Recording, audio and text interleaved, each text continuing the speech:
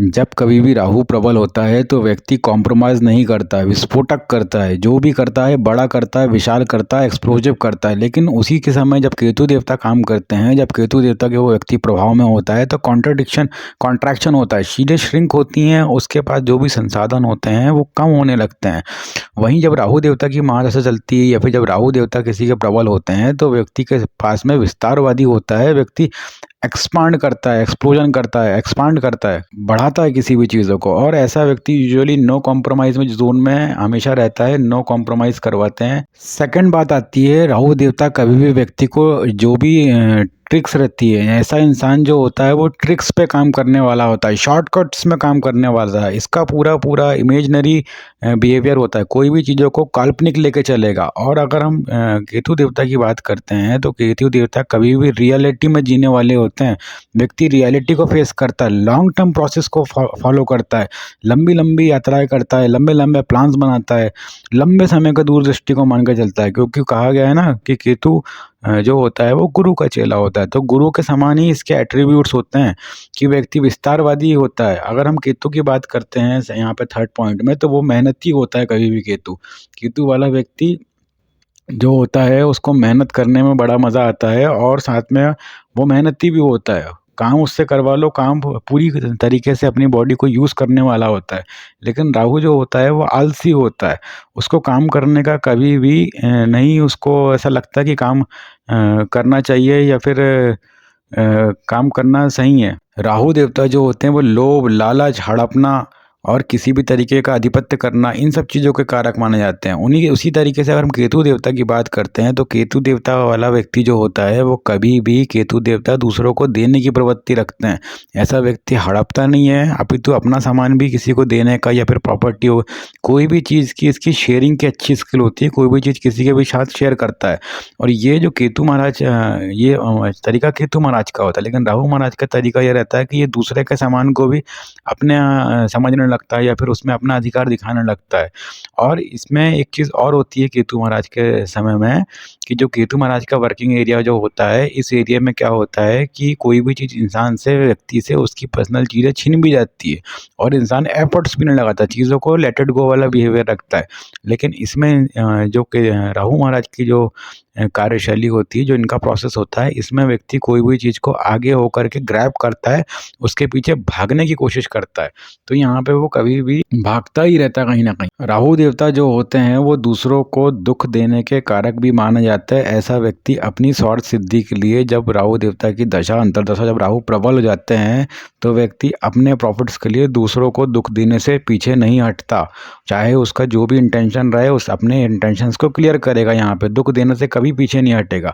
अगर हम केतु देवता की बात करते हैं तो ऐसा व्यक्ति दूसरों को सिंपैथी देता है और दूसरों को, या तो फिर वो ये होता है कि दूसरों का खुद ही सिंपैथी का पात्र बन जाता है। मतलब उसके साथ बुरा हो जाता है तो वो सिंपैथी दूसरों से लेने लगता है, या तो फिर वो दूसरों को के साथ में जो जो रोते हुए लोग रहते हैं उनके आंसू पोंछने लगता है, उनका दुख बांटने लगता है।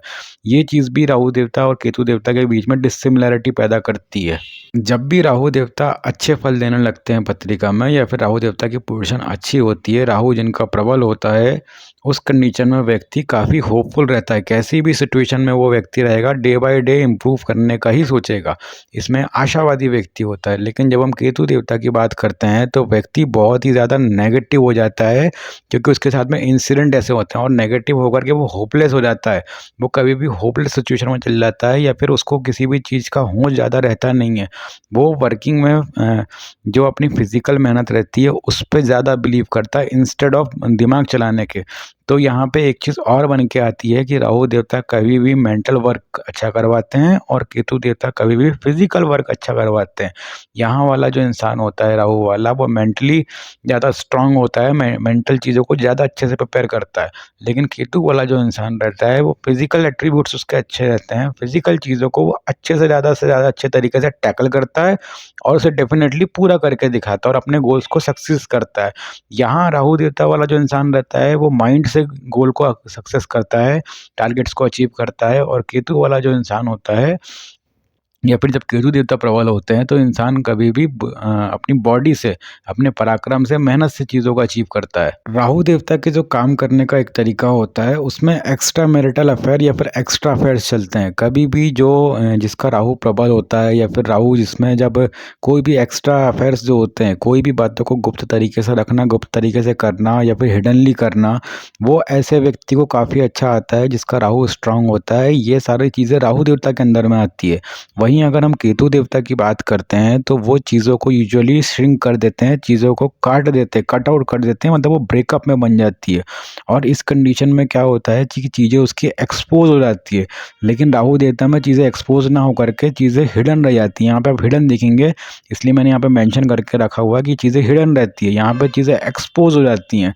तो कभी भी ध्यान रखिएगा, जब भी कोई भी ऐसा समझ में आता है कि किसी का एक्सपोज हो गया है या फिर ब्रेकअप हुआ है, तो उसमें यूजुअली केतु देवता का इन्वॉल्वमेंट होती है। और जब कभी भी कोई चीज़ें हिडन में चलती रहती हैं या उसमें हम विचार करते हैं, एक्स्ट्रा अफेयर्स में चल रही हैं, कोई एक्स्ट्रा डील्स वगैरह चल रही हैं या फिर किसी भी प्रकार की कोई एक्स्ट्रा एक्टिविटी चल रही है जो कि हिडन एक्टिविटी है, उन सब चीज़ों का कारक देवता जो माने गए हैं वो राहु देवता माने गए हैं और ये सब चीज़ें राहु देवता के अंडर में आती हैं। राहु देवता जब प्रबल होते हैं या फिर राहु देवता का जो वर्किंग प्रोसेस होता है उसमें व्यक्ति जो रहता है वो इल्यूशन में तो जीता ही जीता है, भ्रम और काल्पनिक में तो जीता ही जीता है। साथ में वो व्यक्ति निर्भय होता है, दबंग होता है, दबंगाई उसके अंदर रहती है, निडरता उसके अंदर रहती है, निर्भय व्यक्ति होता है।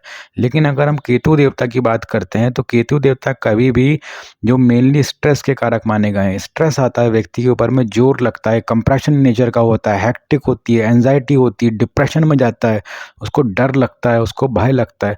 तो ये सब चीज़ें जो दोनों चीज़ें टोटली डिफरेंट है। आप राहु और केतु दोनों को मिक्सअप नहीं कर सकते। जब भी आप इल्यूजन की बात करेंगे, दिन में डे ड्रीमिंग की बात करेंगे, दिन में सपने देखने की बात करेंगे, तो ये मान के चलिए कि इसमें राहु देवता ट्रिगर हो रहे हैं। लेकिन जब आपको डर लगता है, आपको भय लगता है, आपको इल्यूजन लगता है, आपको आइसोलेशन लगता है, आपको लोनलीनेस लगती है, तो लोनलीनेस के कारक को भी और इल्यूजन लोनलीनेस के कारक को यूजुअली केतु देवता से कंसिडर करा जाता है। स्ट्रेस को केतु देवता से कंसिडर करा, डर को, क्योंकि राहु तो हमेशा निडर है, निर्भय है। केतु जो होते हैं वो डर के कारक माने, उसमें डर रहता है, व्यक्ति को भय रहता है, चीज़ें जाने का कहीं न कहीं पे एक डर रहता है। लेकिन जो राहु वाला व्यक्ति होता है वो निडर होता है हमेशा, उसको कोई डर नहीं होता किसी चीज़ का। राहु देवता जो होते हैं वो इल्लीगल चीज़ों को रिप्रेजेंट करते हैं, कभी भी किसी भी अनैतिक कर्म को, इल्लीगल काम को रिप्रेजेंट करते हैं, थीफ को रिप्रेजेंट करते हैं, चोर हो गए, बदमाश हो गए, गैंगस्टर हो गए या आपराधिक प्रवृत्ति के जो लोग होते हैं उनको राहु देवता के अंडर में लिया जाता है। राहु देवता का प्रतिनिधित्व वहाँ पे होता है। जासूसी जैसे काम हो गए, गुप्त तरीके से करने वाले जो काम हो गए, वहाँ पे राहु देवता का। लेकिन अगर आप केतु देवता की बात करेंगे तो वो कभी भी लीगल होते हैं, जैसे वकील हो गए, लॉयर्स हो गए, ये लोग जो होते हैं जो कोई भी कोर्ट केस लिटिगेशन की फाइलिंग वगैरह करते हैं, ये लोग जो होते हैं ये केतु के अंडर में आते हैं, ना कि राहु के। राहु के अंडर में तो कभी भी जो गैंगस्टर्स वगैरह होते हैं और जो बदमाश लोग होते हैं ये लोग राहु देवता के अंडर में आते हैं। साथ ही साथ राहु देवता बहुत अच्छी पॉलिटिक्स व्यक्ति को करवा देते हैं। तो राहु ड्रिवन जो व्यक्ति होता है वो पॉलिटिकली काफ़ी ज़्यादा साउंड होता है, उसको पॉलिटिक्स करने में अच्छा लगता है, लोगों का लीडर बनने में अच्छा लगता है, लोगों को साथ में लेकर के चलने का दिखावा करने में अच्छा लगता है। लेकिन जो केतु होता है ना, वो असल में लोगों के साथ में चलता है, वो स्ट्रेट फॉरवर्ड होता है, वो नॉन डिप्लोमेटिक रहता है, लोगों से इमोशनली कनेक्ट रहता है। ये जो रहता है ये झूठा कनेक्शन बनाता है, इमोशनली इमोशनली झूठा कनेक्शन बनेगा यहाँ पर राहु देवता में। लेकिन केतु देवता क्या करवाते हैं कि यहाँ पे ये डिससिमिलरिटी आती है कि केतु देवता सही में इंसान फेस में तो शो नहीं करेगा, लेकिन हिडनली अंदर से वो आपसे, आपके दुख दर्द से, तकलीफ से वो आपके दुखी रहेगा और कभी भी स्ट्रेट फॉरवर्ड नेचर का रहेगा। तो ये भी एक इसमें एक खास डिफरेंस दोनों में निकल के आता है। राहु देवता जो होते हैं वो स्मोकी होते हैं, स्मोकिंग करने वाले, जैसे स्मोकिंग की हैबिट डलवाना, सेक्सफुल नेचर होना या फिर अल्कोहलिक नेचर होना, ये सब चीज़ें जो होती हैं, ड्रिंक करना और थोड़ा सा रोमांटिक नेचर में आना, लस्टफुल नेचर में आना, स्मोकिंग में आना, नॉनवेज वगैरह का यूज़ करना, ज़्यादा नॉनवेज खाना, ये सब चीज़ें जो होती हैं ये राहु देवता के गवर्निंग में आती है। राहु देवता से प्रभावित व्यक्ति या फिर जब राहु देवता स्ट्रांग होते हैं तो कहीं ना कहीं व्यक्ति इन सब चीज़ों के आगे भी जाता है। लेकिन जब केतु देवता प्रभावी होते हैं तो इंसान मंत्रा चैंटिंग, मेडिटेशन, चैरिटी और पूजा पाठ, इन सब चीज़ों में व्यक्ति यूजुअली अपना ध्यान लगाता है, इनरनेस के लिए रहता है। और इसमें एक चीज़ और है कि जब राहु देवता प्रभावी होते हैं तो इंसान सिटियों की तरफ जाता है, इंसान सिटियों में जाता है। और जब केतु देवता प्रभावी हो जाते हैं तो इंसान गाँव वगैरह में रहने को बहुत ज़्यादा उसका मन करता है कि अपने गाँव से जुड़ूँ, अपनी सभ्यता से जुड़ूँ, अपने दादा परदादा के साथ में रहूँ। लेकिन ऐसा इंसान शहर की तरफ भागेगा, जब विदेश तरफ जा भागता है कभी भी राहु देवता से संचालित व्यक्ति और केतु देवता से संचालित व्यक्ति, जहाँ से वो पैदा हुआ है, जहाँ उसके दादा परदादा रहते हुए आए हैं, वो वहाँ की तरफ जाता है कभी भी। जब भी राहु देवता प्रभावी होते हैं तो व्यक्ति प्रेडिक्शंस के उसमें जाता है, जैसे स्टॉक मार्केट की प्रेडिक्शन करना या फिर परम्यूटेशन में लगाना, कॉम्बिनेशन लगाना, मैट्रिक्स लगाना, गुणा भाव लगाना, तिकड़म लगाते रहना, किसी भी चीज़ों के लिए एनालिसिस करते रहना, एक्सेल शीट्स में काम करना या तो फिर किसी भी तरीके के सिस्टम पे काम करना। ये यूजुअली जो काम होता है प्रेडिक्शन वाला, किसी भी चीज़ को लेकर के फोकस करना और उसमें एक कहीं ना कहीं एक उम्मीद लगा के रखना और उस चीज़ को ऐसा शो करना कि ये होने ही वाला है। तो ये वाला जो एक बिहेवियर होता है ये राहु देवता के अंडर में आता है। यहाँ पे राहु देवता ही इस चीज़ को फुलफिल करवाते हैं और राहु देवता ही ये कैपेबिलिटी डेवलप करते हैं। तो ये राहु देवता का सिग्निफिकेटर होता है। लेकिन अगर हम केतु देवता की बात करते हैं ना, तो यहाँ पे सिक्स सेंस को डेवलप करवाते हैं। ये गट फीलिंग देते हैं, इंसान को पहले से ही मन में सिक्स सेंस आती है कि ये चीज़ें होने वाली हैं और तब वो चीज़ होती है। लेकिन राहु देवता में क्या होता है कि इंसान प्रेडिक्टिव नेचर का रहता है। वो आपको यूजुअली ऐसा बताएगा कि ऐसा होने वाला है, ऐसा हो जाएगा और उसके पीछे रीज़न बताएगा। लेकिन ये जो केतु वाला होता है ना, ये स्ट्रेट फॉरवर्ड, जैसे बताया ना मैंने आपको, स्ट्रेट फॉरवर्ड है। तो ये डायरेक्टली बोलता है कि मुझे गट फीलिंग हो रही है, मेरी इनर सोल बात कर रही है। लेकिन ये जो राहु देवता वाला होता है ये यूजुअली आपसे कैसी बात करेगा कि आपको डेटास बताएगा, आपको फैक्ट्स बताएगा, आपको फिगर्स बताएगा, आपको और भी ज़्यादा बहुत ज़्यादा टेक्निकल बात करेगा, मैथमेटिक्स की बात करेगा, गणितज्ञ बनने की बात करेगा। लेकिन जो केतु वाला व्यक्ति होता है वो सिक्स सेंस, गट फीलिंग पे ही काम करता है।